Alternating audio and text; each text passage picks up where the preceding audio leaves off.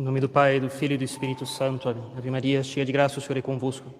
Bendita sois vós entre as mulheres, bendito é o fruto do vosso ventre, Jesus.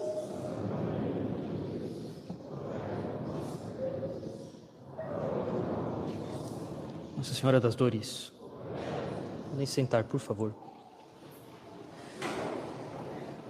Hoje, primeiro domingo da Quaresma, missa cantada às 9h30 e missa rezada às 17 horas, seguido do ofício do Rosário, com exposição no Santíssimo Sacramento às 18h30.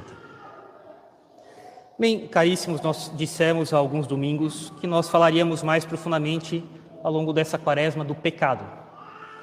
Porque a falta de uma noção justa sobre o que ele é, o que é o pecado, leva as pessoas a cometerem pecados e a não repararem os pecados cometidos. E nós falamos que não reparar é ainda pior, porque se por acaso houve algum pecado cometido por precipitação, por ignorância, por falta de reflexão, se a pessoa depois se dá conta que fez o mal e não o repara, ela age de maneira mais voluntária, mais maliciosa, enraizando-se ainda mais no mal. Isso é muito pior do que o primeiro pecado cometido. Pois bem, o pecado é um mal. O pecado é um mal. Mas nem todo mal é um pecado. Doenças, fomes, guerras, catástrofes naturais, terremotos, enchentes. Essas coisas não são pecados. São males, mas não são pecados. É assim que o mal é um gênero bastante amplo, dentro do qual, no meio de muitos males, há um mal específico, distinto dos outros males, que nós chamamos de pecado. O pecado, portanto, é um mal, mas há muitos outros males que não são pecados. Nem todo mal é um pecado. E o que há de específico em relação ao pecado que não há nos outros males? É o que nós vamos tentar responder hoje, para entender por que o pecado é um problema que assombra o gênero humano desde o começo da sua existência nesse mundo. O pecado é um mal de outra ordem, diferente das doenças, das fomes, das guerras, das catástrofes naturais. É uma coisa que assombra o gênero humano desde o começo da sua existência nesse mundo. Pois bem, males são privações de bens. Parece trivial falar isso, mas isso aqui é cheio de consequências. Os males, em geral, mesmo aqueles que não são pecados, doenças, fomes, guerras, catástrofes naturais, são privações de um bem, de uma perfeição, de uma qualidade, que deveria estar em alguma coisa, mas não está. E atenção, que deveria estar, tinha que estar, tem que estar. A saúde no corpo, comida em quantidade suficiente e adequada para manter a vida física de modo adequado, tranquilidade e ordem numa sociedade, que as guerras e as catástrofes naturais tiram, por exemplo. São bens, e são bens que têm que estar lá. Essas coisas são males, mas não são pecados. Mal, como nós falamos, é um gênero que engloba uma variedade grande de todo tipo de males, dos quais muitos não são pecados. O pecado é um tipo de mal bastante específico. Não é uma desordem natural, não é uma desordem física, não é uma desordem na paz social. O pecado é uma desordem no nosso agir. Isso aqui distingue o pecado de todos os outros males. O pecado é uma desordem no nosso agir. Quando agimos e na nossa ação faltam certas coisas que deveriam necessariamente estar ali no nosso modo de agir, na ação que estamos fazendo, então haverá pecado. Mas que coisas são essas que têm que estar nos nossos atos? e que não estão quando há pecado. Porque não se trata de um defeito de execução física, por exemplo, um jogador de basquete que lançasse mal sua bola no treino ou no jogo e que errasse a cesta. Isso não é pecado. Há um defeito, uma desordem na execução do ato, mas não é um pecado. É uma desordem de outro tipo. O pecado é uma desordem de outro tipo. O jogador de basquete que errasse o lance dele, que não fizesse a cesta, houve um defeito na execução do seu ato, mas não é um problema dessa espécie que nós estamos tratando aqui. Quando um violinista toca mal o seu violino e as notas saem desafinadas, isso não é pecado. Bem, nunca ninguém se confessou no meu confessionário dizendo: padre, toquei mal meu violino. Essas coisas são desordens de outra ordem nos nossos atos. Uma criança que ao escrever cometesse falhas, comesse letras, espelhasse letras, trocasse letras, há em tudo isso uma desordem na execução do ato. Falta um bem ali, naquele ato, mas ainda assim nada disso é pecado. Então, quando se trata de pecado, que tipo de ausência de perfeição no ato estamos falando? Pois bem, então, prestem atenção, né? Estamos falando de atos que nós realizamos e que não se dirigem para o fim último da existência humana, para o fim último da nossa vida, tal como os nossos atos devem nos orientar. Não estamos falando aqui de fazer um esporte de maneira competente, de tocar música bem. Estamos falando de dirigir nossos atos para a razão última da nossa existência nesse mundo. Vamos falar daqui a pouco qual é essa razão. E assim, em sentido estrito, e é isso que nos interessa para evitar confusões. Pecado é um ato voluntário que a pessoa faz porque ela quis. Um ato que ela faz porque ela quis, privado, destituído, esvaziado da retidão que esse ato deve ter. Retidão que deve dirigi-lo, vetorizá-lo para o fim último da nossa existência humana. Essa é a falta de ordem, essa é a falta de bem nos atos pecaminosos. Eles não estão orientados do jeito que devem estar para a razão da nossa existência, da nossa criação, da nossa presença nesse mundo. Vamos chegar lá. Mas isso aqui é fundamental, é isso que distingue o pecado de falhas na hora de escrever, ou na hora de jogar, ou na hora de tocar um instrumento. Essas falhas não atrasam ninguém na união delas com Deus. Bem, já estou dando um spoiler. Mas não existe uma desordem nesses atos que seja incompatível com a vetorização da nossa vida para a união nossa com Deus. Ao cometer um erro de escrita, ao cometer um erro na execução de uma música ou de um esporte, por exemplo, ao errar uma receita de bolo, nenhum desses atos, com as falhas que estão ali, ou melhor, com o bem que não está ali, priva as pessoas de vetorizar, de orientar, de dirigir a vida delas para Deus. Dessa forma, para que haja pecado, duas coisas vão colaborar. Colaborar no sentido de dar a contribuição para que haja pecado nos atos das pessoas. Uma desordem, um desvio em relação à causa final, à última razão da nossa existência nesse mundo. E essa desordem, em primeiro lugar, vem da coisa mesma que está sendo feita, o assunto do nosso ato. E assim nós poderíamos então começar a levantar certas questões. Não darei a resposta aqui, mas no sentido de não irei me aprofundar muito nisso, mas basta que vocês se atenham ao que sempre foi dito para vocês ou ao que nunca foi dito, né, pelos padres. Fumar cigarro de tabaco. Existe nisso alguma desordem em relação ao fim último da nossa existência?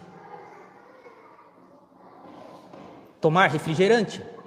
Existe alguma desordem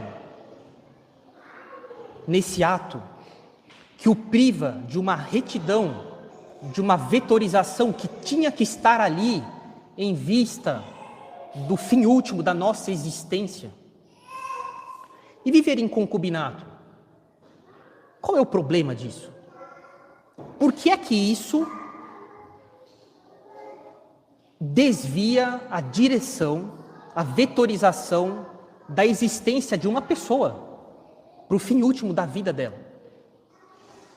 Tomar dinheiro dos outros, caluniar alguém, essas coisas, qual é o problema delas? Rir. Há pessoas que são absolutamente insuportáveis em relação a críticas de rir, né? Isso mostra um certo problema na pessoa. Enfim. Mas lógico, há modos de rir. Há vários tipos de risadas. Bem, fumar, tomar refrigerante, ou viver em concubinato, ou pegar dinheiro dos outros, ou caluniar alguém, ou rir de um certo modo. São ações sobre as quais é necessário refletir, há ou não nelas a falta de um bem que tinha que estar ali e não estando faz com que a existência dessa pessoa esteja sendo jogada fora. Com que a existência dela, a vida dela esteja efetivamente sendo construída como um fracasso total. Um fracasso em relação a conseguir chegar no fim último da razão, a razão pela qual nós estamos aqui, nesse mundo. Com o tempo nós faremos alguns comentários sobre essas coisas, na intenção de entender melhor o que é mesmo, de fato, estar pecando ao fazer esses atos. Eu acho que hoje em dia, sobretudo, vale a pena compreender um pouco por que é preciso casar na igreja. Qual é a desordem que há em não casar? Padre, se duas pessoas de fato estão dispostas a viverem juntas pro resto da vida, e fazem isso querendo ter filhos e educá-los, onde está o problema? São dois batizados? Eles não estão casando na igreja. Qual é o problema? Por que há um problema em dizer que eles estão se unindo para o resto da vida, querendo ter filhos e educá-los para se ajudarem mutuamente? Por que ainda assim não está bom? Hoje em dia, mais do que nunca, é necessário compreender onde estão as desordens das coisas e por que essas desordens são, ou não, suficientes para fazer com que sejam vidas fracassadas. Com que a construção, a tessitura da vida delas seja de tal modo que ao final da vida, ao dar o último suspiro, elas não conseguiram chegar ao fim último da existência delas, a razão pelas quais elas existem. Ao longo do tempo, ao longo da quaresma, falaremos sobre isso. A primeira coisa necessária para que um pecado aconteça é que haja de fato uma desordem que põe algum problema em relação à razão pela qual nós existimos nesse mundo. Não é qualquer defeito, não é qualquer falta de um bem ali, mas uma falta muito específica, que nos priva da razão pela qual nós estamos aqui no mundo. Depois, é necessário que seja um ato voluntário. Lógico, tem que ser um ato de fato humano. E atos humanos são atos feitos com vontade, de maneira deliberada, sabendo o que está sendo feito. Um exemplo clássico: a pessoa está distraída e está coçando a barba. Ela nem se dá conta que está coçando a barba. Isso aqui não pode ser, estritamente falando, um ato especificamente humano. Animais também fazem isso, coçam o rosto, mas eles não têm razão, eles não têm vontade, eles não têm liberdade. Um ato que é feito de fato, sem inteligência, sem vontade, não é um ato propriamente humano, especificamente humano. O pecado tem que ser um ato especificamente humano, um ato feito com inteligência e com vontade. Um ato feito de maneira deliberada, sabendo o que está sendo feito.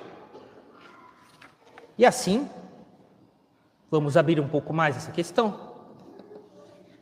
Para que haja pecado é necessário que haja malícia.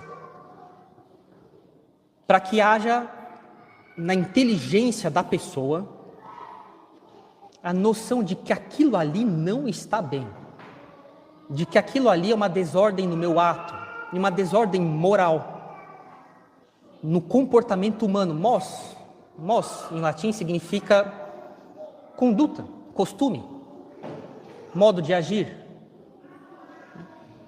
E bem, na derivação dessa palavra, moralidade diz respeito ao comportamento humano. Mas o que é propriamente humano é um comportamento feito com inteligência, de maneira livre, com vontade. É disso que estamos tratando aqui. É assim que quem pensa que algo é mal, um mal moral, uma desordem num ato humano, e vai lá e faz, de fato está agindo de modo desordenado, nem que seja na intenção dela. Ainda que a coisa feita de fato não seja má, ainda que não haja nenhum problema moral naquilo, a pessoa está agindo de modo desordenado, uma desordem que diz respeito ao fim último da existência dela, e ela peca. E assim, um exemplo bastante simples, quem, e eu sublinho aqui, erroneamente, quem de maneira enganada, errônea, pensa que é sexta-feira, ela acha mesmo que é sexta-feira, e ela vai lá e come carne, e come porque quis, e até o final do dia não comuta isso por outra oração ou penitência, ela comete um pecado. De fato não é sexta-feira, de fato ela pode comer carne naquele dia, mas não é assim que ela pensa. E pensando assim, errada, na sua advertência, ela age com uma disposição desordenada, fazendo o que ela pensa estar errado. E ela pecará. Daí a importância de formar bem a consciência e de prestar atenção nas coisas. É necessário levar uma vida que não seja leviana. É necessário dar o peso justo para os nossos atos. É necessário esclarecer a nossa consciência. Saber o que é certo e errado não cai do céu. É necessário refletir sobre a conveniência das coisas, se elas são justas ou não, se elas me afastam ou me atrasam em relação à razão última da minha existência.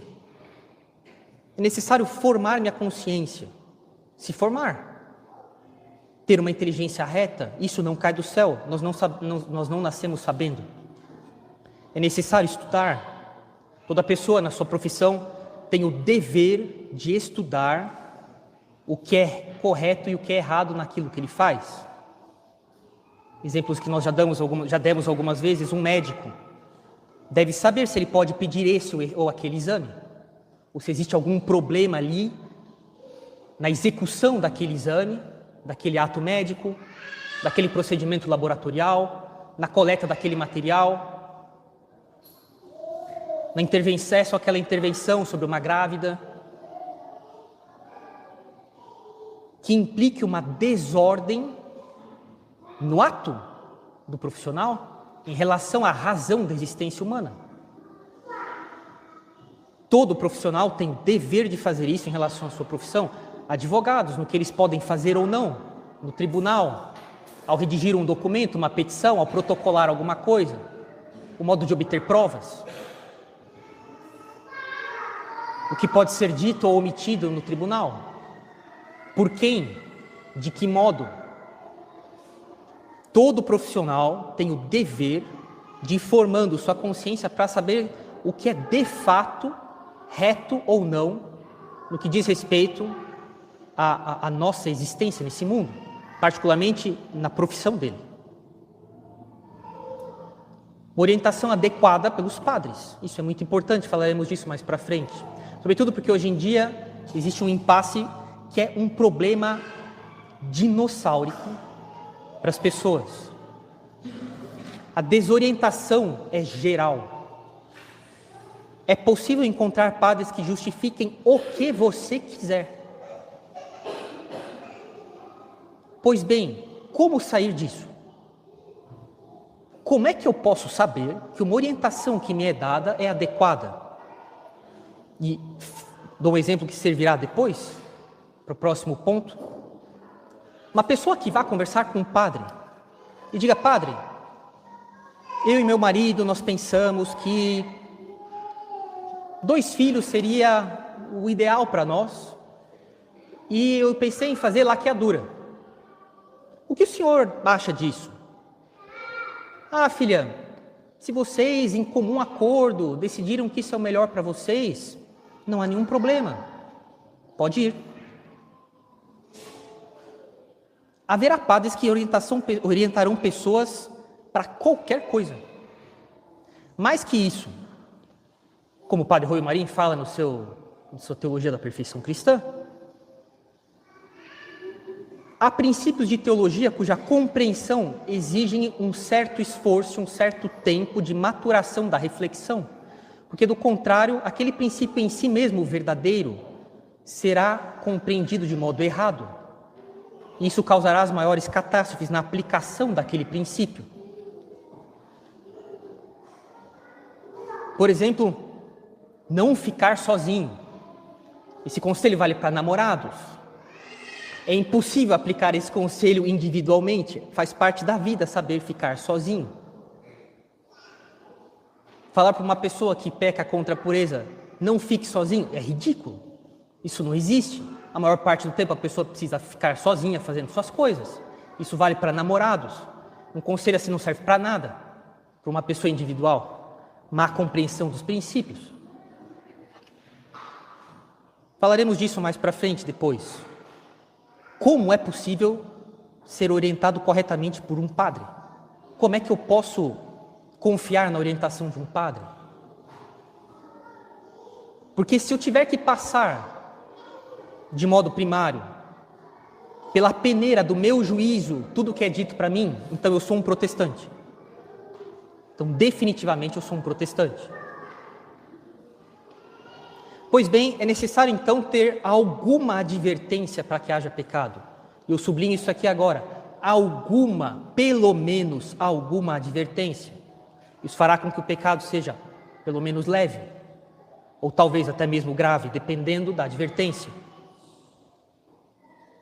Se uma desordem não é farejada pela pessoa de algum modo, em alguma medida, se a pessoa não tem nenhuma suspeita, um tantinho que seja, de que aquele ato ali tem algum problema moral, que ela começa a duvidar, não haverá pecado.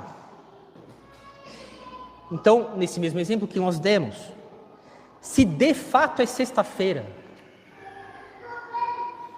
ela nem se dá conta disso, ela começa o seu dia, ao abrir os olhos, já tão preocupada com certas coisas da empresa, com certas coisas financeiras, com problemas de saúde, e sequer passa pela cabeça de abrir os olhos até ir deitar, que é sexta-feira.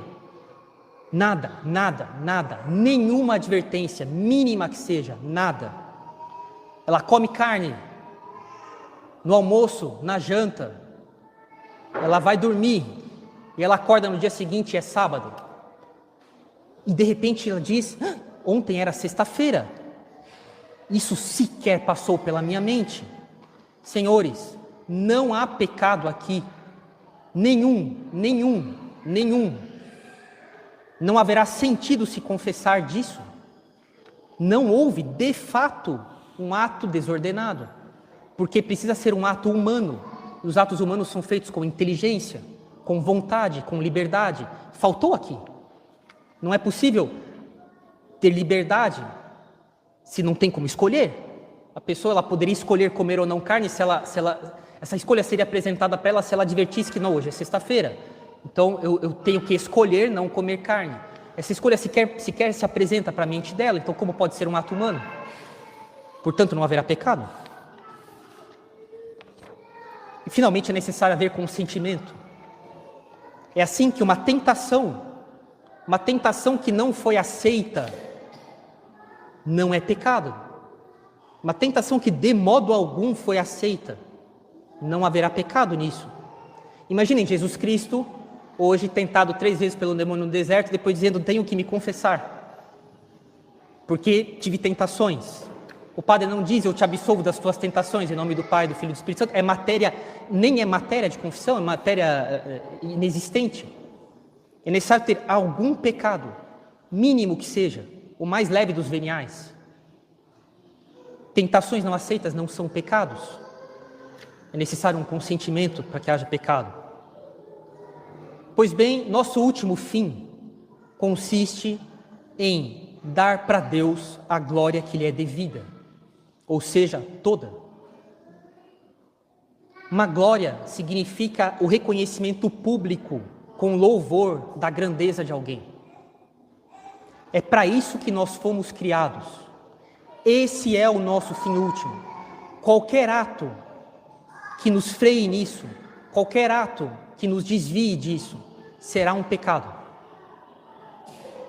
Ou porque a coisa mesma tem essa desordem, ou porque a minha intenção viu ali, ainda que eu esteja errado, essa desordem.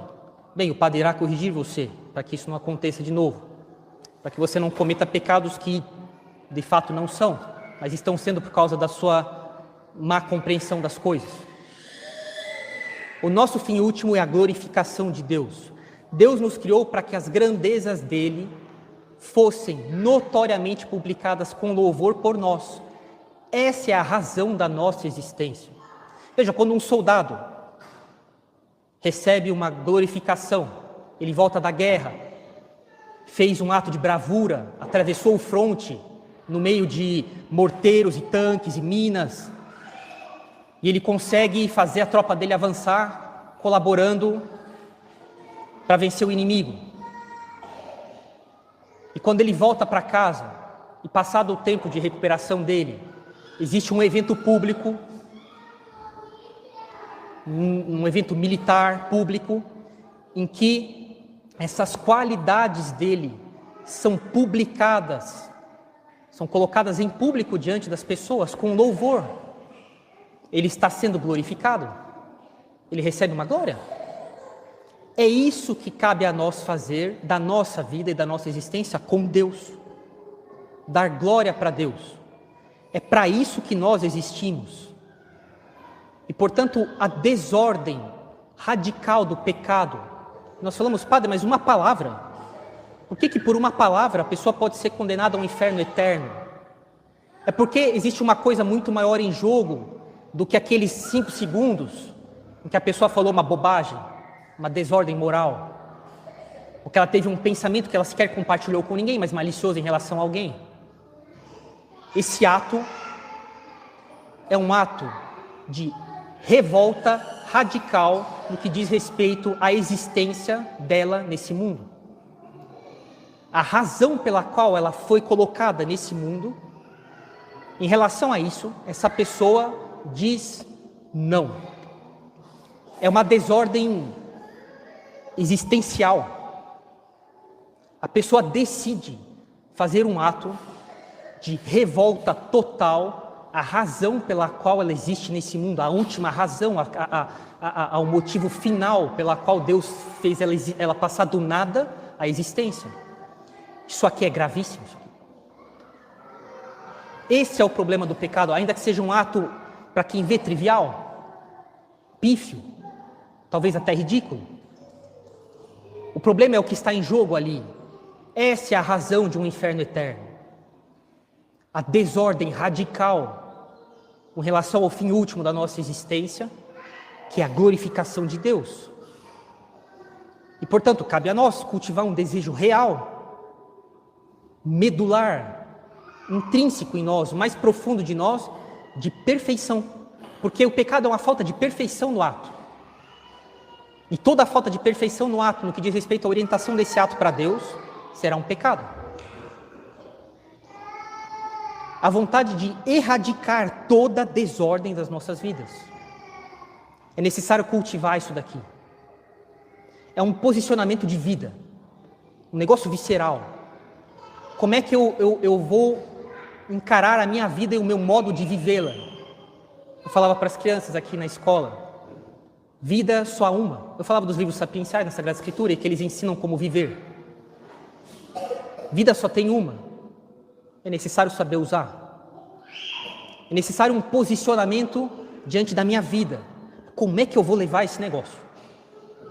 É isso que falta numa quantidade incalculável de pessoas.